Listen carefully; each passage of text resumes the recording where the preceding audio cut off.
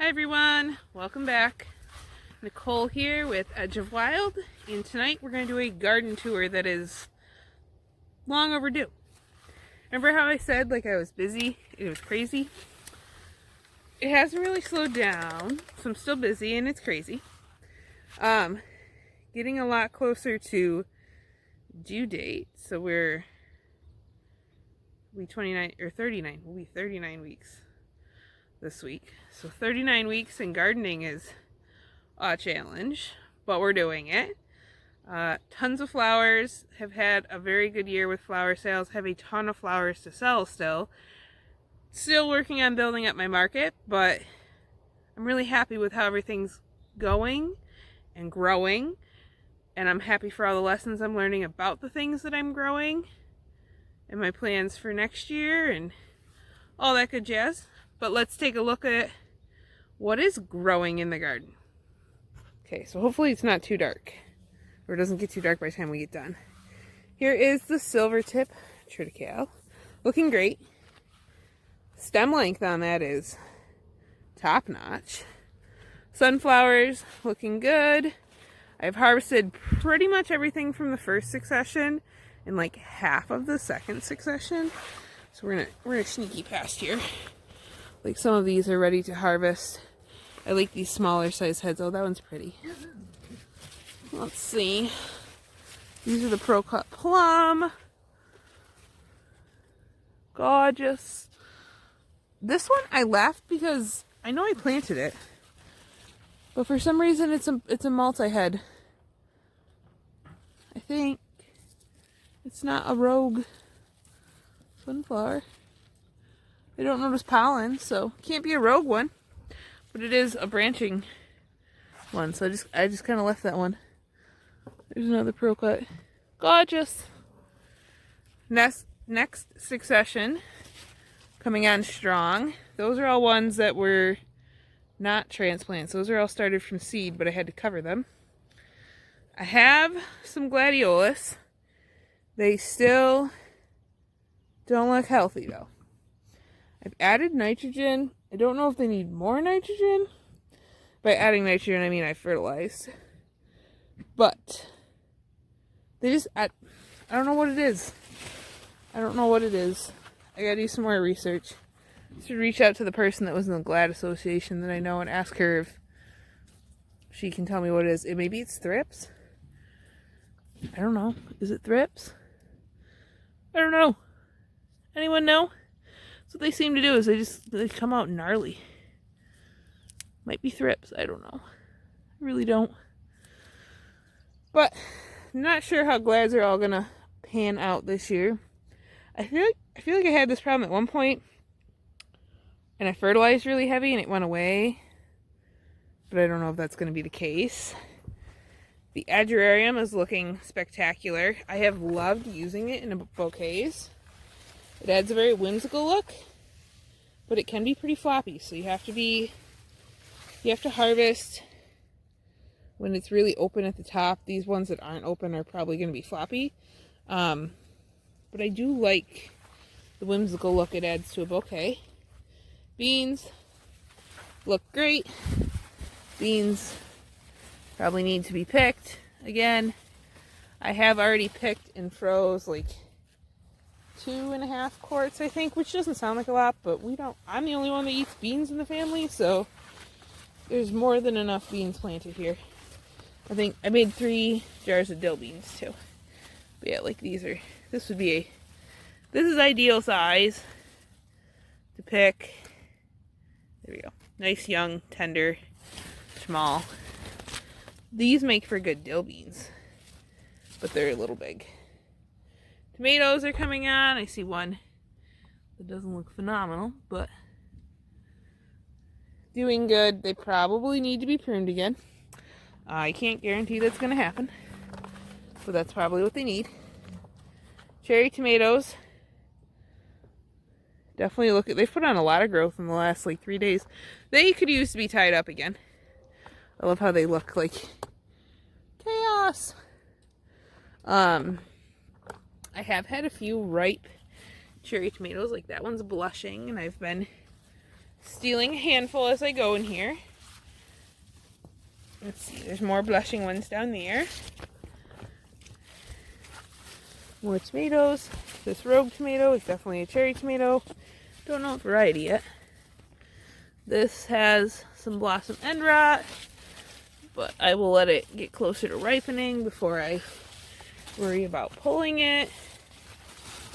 Here's some yellow beans that are obnoxiously huge. Look, this one too. This bean decided it was going to grow up the tomato trellis once it started climbing up it. Indigo cherries. I don't see any ripe ones there. They're all still green on the bottom. When they turn red on the bottom, that's when they're ready. Oh, this one would probably be, we'll pull that off.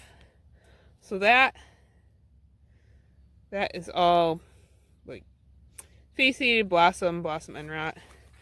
One of those two. I think faceated blossom as to why it's kind of looks like two tomatoes grew together. Just gonna be no good by the time it actually ripens. So there are all kinds of tomatoes down here. I am excited. Oh, there's some red ones. So those ones would be ready to pick. There's some nice deep red ones in there hidden by the snapdragons. Tomatoes look glorious. The volunteer sunflower that I know is a volunteer has flowered, and I've left it so it can look gorgeous.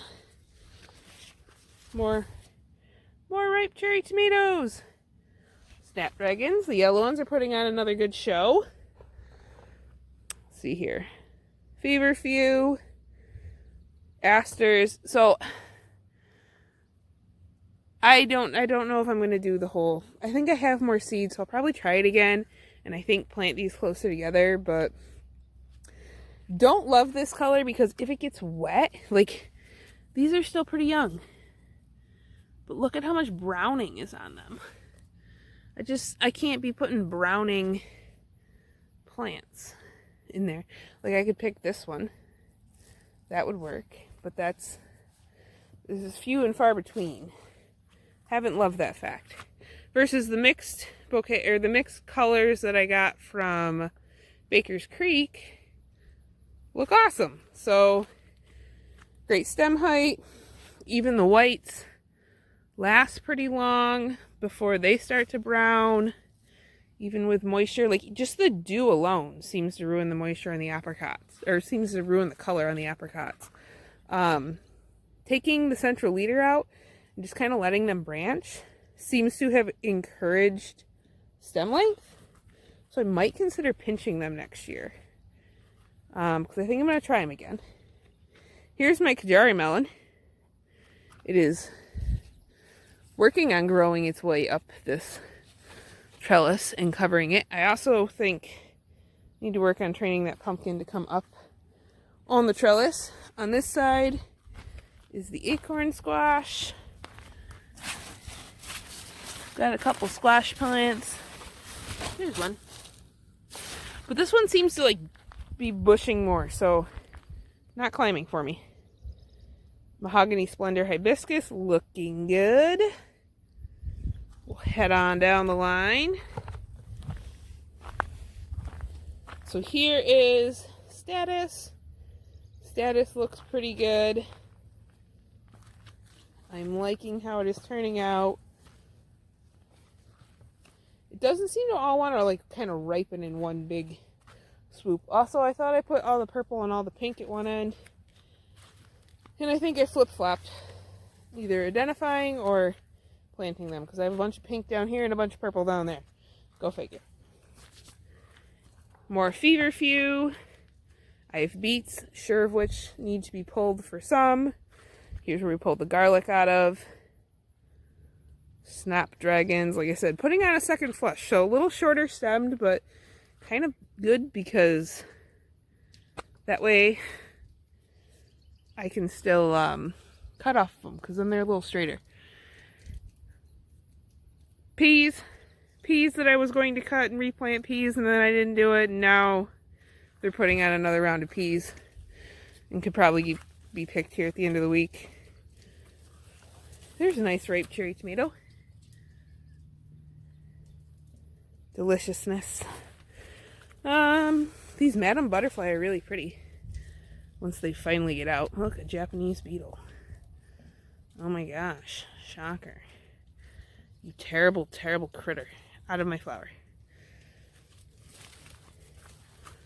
Past the Great Wall of Peas, but yeah, totally expected them to completely die out, and they're just like, oh, we'll rebound now that the weather's cooled down.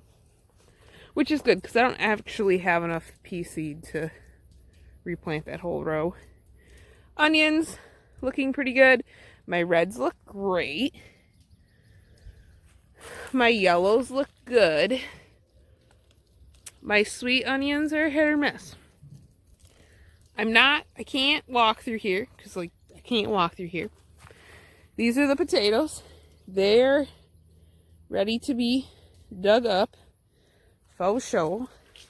But that is going to wait until after I have this kid so that I can participate, because digging potatoes is my favorite garden chore. Yarrow, probably ready to all be cut back. Delphiniums, I have found, do not have good vase life, so I have not been cutting on those. I love this Rudbeckia. It wilts a little bit if you don't get it at the right stage, and I haven't totally figured that out yet, but working on it. My zinnias are looking great. Here's what I've noticed. This end, first succession. I went through about halfway down this, like a quarter of the way down this row, and I pinched them. All those plants way stronger, way more flowers. Next section, I did not pinch. Didn't turn out quite as great. So, pinching, totally worth it. Things that I started outside from seed, we will go down and see. You can't even see them because they're just so pathetic. But, let's take a look at the delphiniums, because they're still pretty. I'm going to move them next year. So, the blue skies and the cherry, I think they'll all come back. There's some Sweet Williams down there. That sage I keep saying I'm going to cut. I haven't cut it yet. Don't mind me. I just say I'm going to do stuff and it doesn't happen. Squash. Of course. There's like 4 squash plants here, but I'm drowning in it. As is just about every gardener. So, drowning in that. Zucchini. I am sure there's a baby-sized zucchini around here. Oh, that one's not huge yet. I'm going to pick that one right now, because that's a good eating size. Oh, there's a bigger one. Yep. Yeah, zucchini. 2 plants, definitely all I need. Dill that I have said I'm going to tie up and I haven't done. Carrots. Carrots are looking phenomenal. I'm happy with how much I've kept up on weeding. Look, my cucumber that was there died. Shocker. I can't seem to grow cucumbers. Can't do it. Here's cucumber I grew from seed. It is only just now beginning to work on climbing. I don't know if the cucumber beetle went after. I don't even think that happened. I think it just doesn't, I don't know. Can't seem to grow it. Cabbage that all needs to be pulled. Kale in all its glory. Celery that is, I think, ready for another round of harvest, so I could freeze it, so it was good to use for soup and it wasn't really stocky. The Brussels sprouts look a little beat up, but I think they're still growing well. Oh yeah, look at them forming up down there. See them? Kind of dark. But they're forming up well. Ideally, we want them to have a frost before they are harvested, but they're looking good. Last round of sunflowers coming along nicely. I think they're going to succession really well. See, these are the zinnias that were planted from seed. Pathetic. That was stuff I started, the last of the stuff I started inside. It only looks very lacy because of those things. They never stop. Rudbeckia, love that. Totally love that variety. Going to grow more of it next year, I think. Love it. Marigolds, I've pretty much done nothing with. I don't like how, like, flimsy their stems are.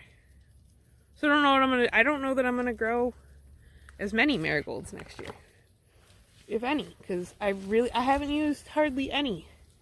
They're beautiful, they're big, they're bright. They're so flimsy. I can't stand them. Blue plurum coming along. I have some lilies coming along with a small amount of buds. However, I'm sad that, like, I don't know if they're going to make my CSA. They might. Poppies, doing exactly what I want, flowering, and then giving me these beautiful seed heads to work with. Like, love that texture. I don't like the fact that they flopped, but, you know, as is life when you have wind and rain. Basil, doing great. Been using that quite a bit. As you can tell, there's a giant hole there. Love it. Haven't started in on using my purple basil yet, but it is there and waiting for me. Another cucumber. This one's still going along. I don't know. I don't see any fruit on that one at the moment. We'll see. That one made a tiny cucumber and died. Shocker. Again, can't grow cucumbers apparently. More feverfew, straw flowers, which I love them. Listen. So papery and cool. Pumpkin. Pumpkin is doing good at its job, which is to climb up this thing. Love it. Been working at training it, and it's doing pretty good. Now that it seems to have the plan down, it's going. Blue plurum, looking good. I really think this is supposed to flower way earlier, but hey, we're here, we're doing it, we're learning. I had some stems flop, but not a lot. Now I will say, if you harvest it at all in the heat, it's a wimp. It falls right over. If it doesn't touch the water, also a wimp, falls right over. So definitely harvest that one in the cool. Annual phlox, love this. I love the scent. It's just so springy. However, next year, definitely going to corral it. Definitely going to space it more. The stems on ones that are spaced or like have room, really strong. Stems on ones that are overcrowded, really, really weak. So, need to do better there. Celosia, I've been using that. And that brings us back to the center of the garden. And more or less the only places I can kind of walk through at the moment. I need to do a major cutback, but again, 39 weeks pregnant. Not that easy to do. I will go and show you the garlic that I have harvested, and then we'll wrap it up. Here is my garlic harvest.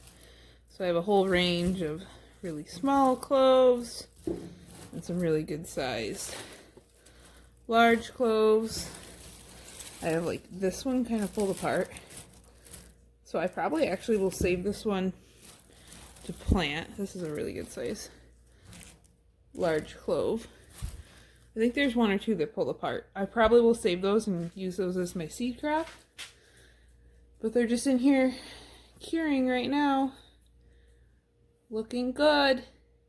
And that is the garden on August 1st. It is beautiful, lush, wild, a little uncontained, limited places to move around in, but producing a lot of food and producing a ton of flowers. So catch me putting my marketing hat on, because I need to get those moving. Also, you know, don't want to get too carried away because gotta have a baby here shortly. But thank you for coming along. I hope to see you in the next garden tour or video or whatever I come out with. Thank you for following along. I appreciate the support, and I will see you in the next one. Bye, guys.